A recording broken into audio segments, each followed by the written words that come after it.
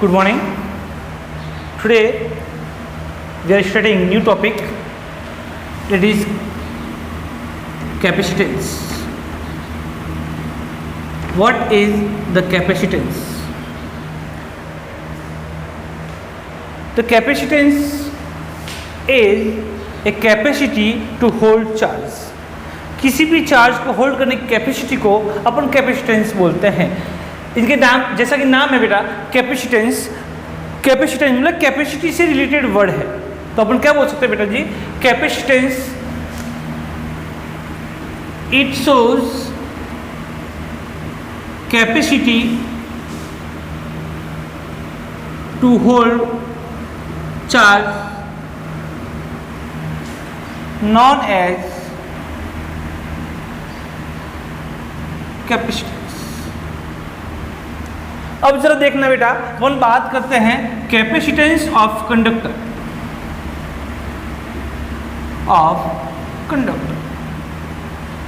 जरा देखना, मैंने बोला कोई भी कंडक्टर है बेटा जी, कोई भी कंडक्टर है.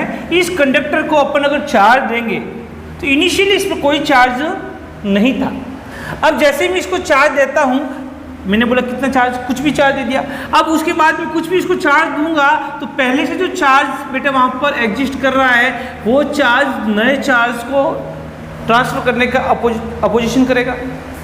अब जो देखना, when charge is given to the conductor, then initially if there is no charge, then let assume now we start to giving charge on conductor, then what happens, charge exist already on surface will oppose the further charge transferred on conductor, due to which we have to do work against the electrostatic force due to charge already available on conductor.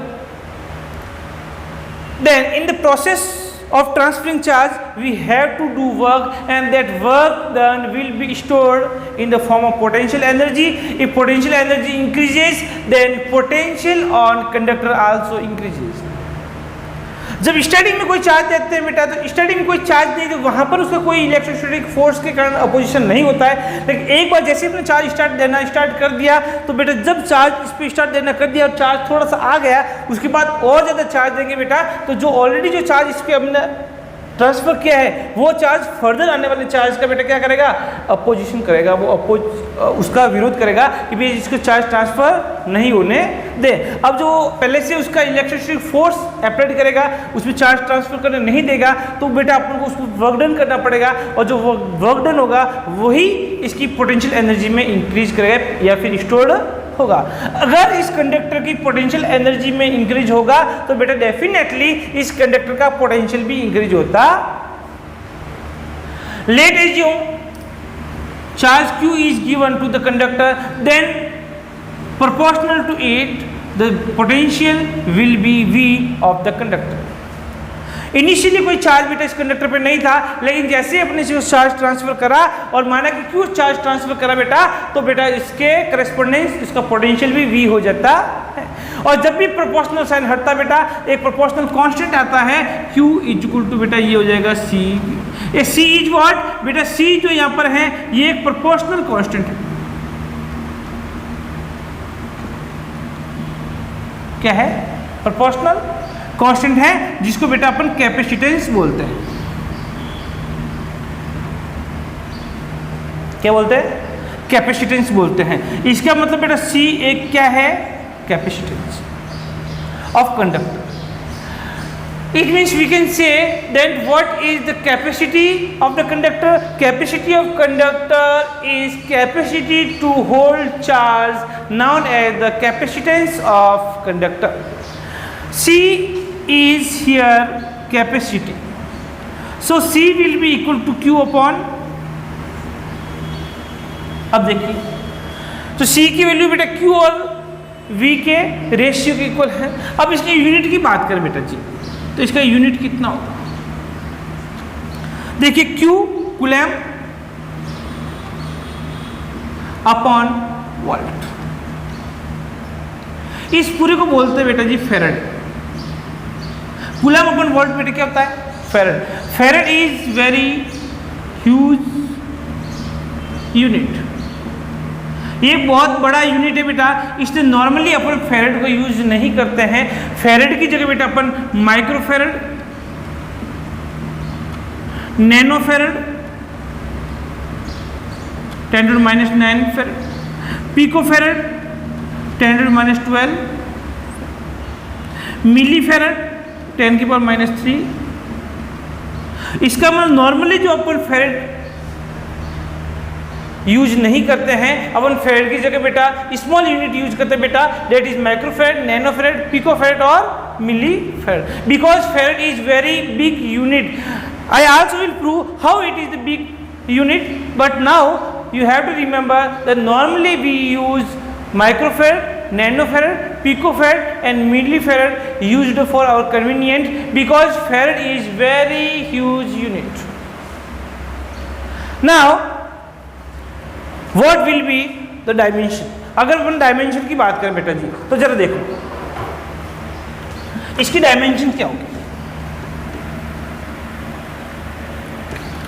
अगर dimension की बात करें तो जरा देखिएगा, C equal to बेटा कितना है, Q/V।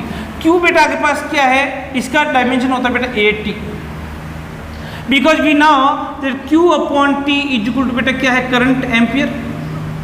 So Q will be बेटा कितना, I/T, ampere into second, ampere for A और time for second. Second is बेटा V, वोल्ट। वोल्ट का यूनिट क्या होगा बेटा, V इक्वल टू बेटा जी होता है W/Q। अब एक बात तो भैया, W मतलब वर्क, और वर्क का डायमेंशन होता है m1L2T-2, और बेटा आपके पास चार्ज का होता है 80। तो इसका बेटा यूनिट डायमेंशन कितना होगा, m1L2T-3A-1। अगर यहाँ पुट करते बेटा जी कितना हो जाएगा, m1L2T-3A-1। This is the dimension of the volt and this is the dimension of the coulomb. So put the dimension here, what becomes here, this is 80, और यहाँ बेटा जी हो जाता है m1L2T-3A-1। अगर इसकी डायमेंशन की बात करें बेटा कितना होगा, m-1, L-2, T+4 और A+2। This is the dimension of the capacitor। बेटा कई बार 1 मार्क्स के अंदर एक क्वेश्चन आ जाता है, तो इसका यूनिट क्या होगा और इसकी डायमेंशन क्या होगी, वो अपन कैपेसिटेंस के आराम से निकाल सकते हैं। अब now I have to prove why we use the small unit of the capacitance, why we don't use the farad, why it is the huge unit.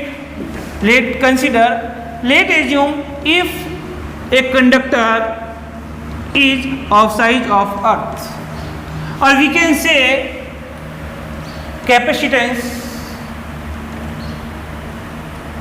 of earth, size conductor. अगर मैं अर्थ के साइज के conductor की बात करूं, late assume it is the sphere, radius is r, capacitor earth size conductor.